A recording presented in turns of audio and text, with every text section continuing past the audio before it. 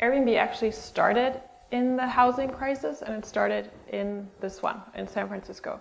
So our founders, Brian and Joe, were roommates and they couldn't afford rent. And there was a huge conference, another big event in San Francisco, and hotels were not affordable for everyone.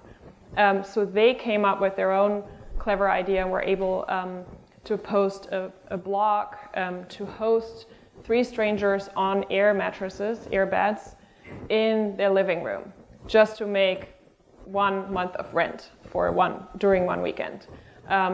And they posted a blog, the Air Bed and Bed and Breakfast, and got applications from actually all around the world, and not only from young hipsters, but actually from people that were a lot older than Joe and Brian 8 years ago, and they were surprised.